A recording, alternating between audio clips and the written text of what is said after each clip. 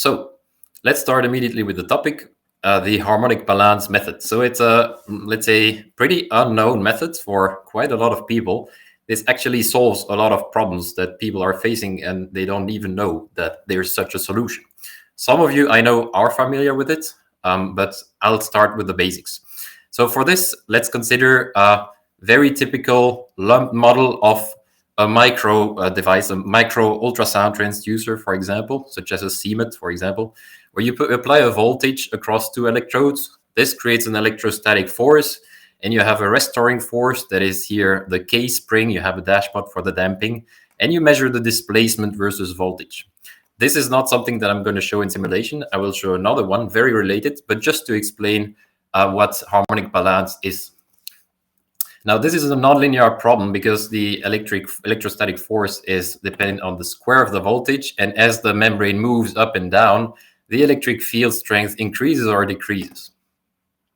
Now, if you apply a voltage here, DC bias plus an AC oscillation that is small around, what you will see is that you have two parts of the response. You have first a transient where the brutally applied DC leads to like a lot of vibration, and these vibrations are damped over time. And after some time, you enter what's called a steady state, where you have still a DC voltage bias applied, and you apply your small side AC on top. And what you end up with is a DC bias plus a sine vibration. And there are these typical two parts, transient and steady state. And the topic today is, what if you're interested in the steady state, but you don't want to go through the transient, you want to get the steady state immediately. Now, if it's a linear problem, that's trivial. You do a harmonic frequency analysis. But if it's a nonlinear problem like here, then you have new harmonics that can appear, and you have to account for all these nonlinear effects. And this is where classical commercial software basically stop. And this is where we go further by extending this harmonic analysis in the nonlinear domain, where you can get all the frequencies in the Fourier domain in one go, as usual, without doing a transient analysis. The downside of doing this transient analysis, that typically for these MEMS ultrasound sensors, for example, the goal is that they have a really high Q factor in some cases. And so basically, this transient here is actually very optimistically short, but there are many applications where the transient takes forever. Like you have thousands or 10,000s of periods before you reach the steady state. And this is where it's absolutely impractical to do a transient analysis. You really want to do a nonlinear frequency analysis, which is the harmonic balance method. Additionally, you have a lot of you have more likelihood to have manual steps involved if you want to get the steady state, and you go through a transient analysis because you have to transient to the steady state. You have to a frequency analysis of the response at the end. So this is more likely to involve manual steps for the user, more time consuming to set up. And also, of course, you never exactly reach steady state, so you also have noise on extracted frequency. So a lot of downsides here with actually not much or no upside at all to the transient analysis. Now, how does this work? Well, it's really not that complicated.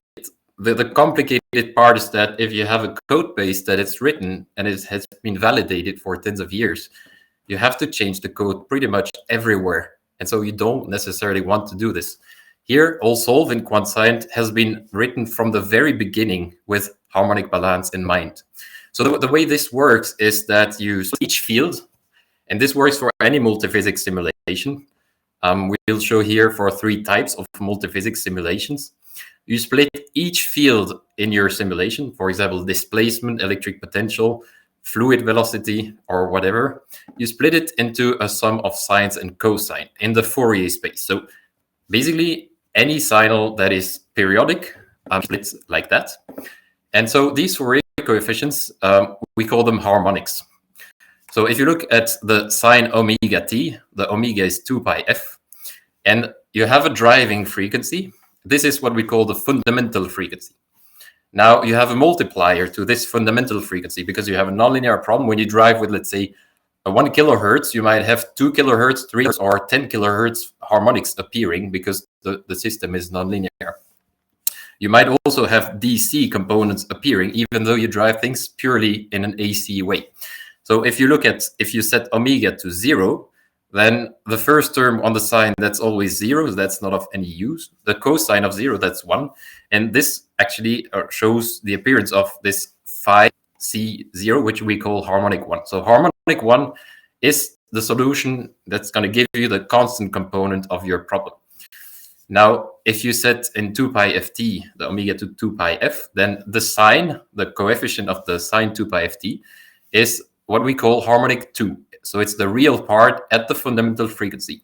The cosine, it's the imaginary part at the fundamental frequency. And this is what we call harmonic 3. And then if you go at double the fundamental frequency, so what people usually call the second harmonic, then you have again a real and imaginary part, which is, in our case, harmonic 4 and 5, etc. So you can really have as many harmonics. And a nice thing also is that you can cherry pick the harmonics. So if you have modulation, so a frequency and a modulation frequency, you can really cherry pick around the carrier frequency and around the modulation frequency.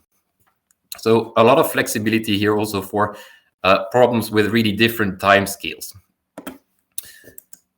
Let me show you one example about this. So the very simple lumped CMUT model with a mass damper spring, if you drive it with 10 volt DC and 1 volt AC, then you're in a linear regime. And what you're going to see then is basically it's the bottom part, which corresponds to the top part. So you see there is a static average minus 0.5 deflection, whatever the units. And you also have a swing around this of some amplitude. So that's you have two harmonics. So the C0 has the biggest intensity, and then the S1 has a smaller intensity, but then all the rest is pretty much 0. And basically here, what you see out in the response, it's just a linear behavior when you feed with two different frequencies as a supply, as a drive. So this is all linear. But now if we ramp the AC voltage to 10 volts, and then you start to have nonlinear effects. And obviously here, the response doesn't look like a sine wave plus a DC anymore. Here you have to account for new harmonics appearing. You can see the C2 harmonic. Basically, this originates from the quadratic behavior of the electrostatic force. So when you feed with a sine wave, the square of the sine is a constant part plus cosine at double the frequency, which is the harmonic C2, which we call harmonic 5. So clearly here, it's nonlinear because you feed a driving signal with 10 volt DC, 10 volt AC at a given frequency, and you get these, but also double the frequency as a response. So this is clearly a sign of a nonlinear behavior. And here you get the Fourier coefficient in one go with the harmonic balance. So the goal really with the harmonic balance method is to extract these Fourier coefficients.